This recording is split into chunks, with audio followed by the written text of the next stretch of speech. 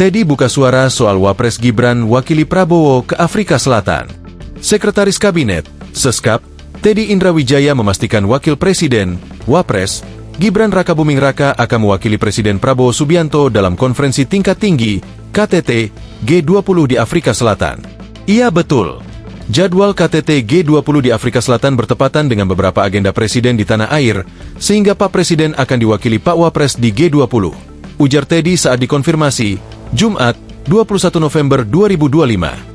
Teddy menjelaskan pemerintah telah menyampaikan secara resmi alasan ketidakhadiran Presiden Prabowo kepada Presiden Afrika Selatan, Cyril Ramaphosa.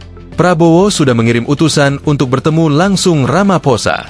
Pemerintah sudah mengirim Wamenko Polkam sebagai utusan khusus Presiden untuk bertemu langsung Presiden Afrika Selatan Ramaphosa untuk menyerahkan surat permohonan tidak hadir, pungkasnya.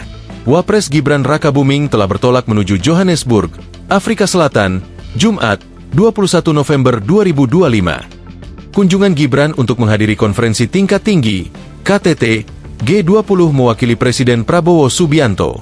Pantauan tribunnews.com di lokasi, Wapres tiba di Pangkalan Udara Halim Perdana Kusuma, Jakarta pukul 9.15 waktu Indonesia Barat. Wapres mengenakan batik lengan panjang dengan kelir coklat. Turun dari kendaraan, Wapres langsung menaiki tangga pesawat. Sejumlah pejabat tampak melepas keberangkatan Wapres. Pesawat yang membawa Wapres akan lepas landas dari Pangkalan TNI AU Halim Perdana Kusuma, Jakarta, pukul 9.30 waktu Indonesia Barat. Kehadiran Wapres dalam KTT G20 menegaskan komitmen pemerintah Indonesia di bawah kepemimpinan Presiden Prabowo Subianto untuk terus berperan aktif dalam pemulihan ekonomi global serta penguatan kerjasama internasional. KTT G20 Afrika Selatan akan berlangsung selama 2 hari, pada 22-23 November 2025 di Johannesburg Expo Center.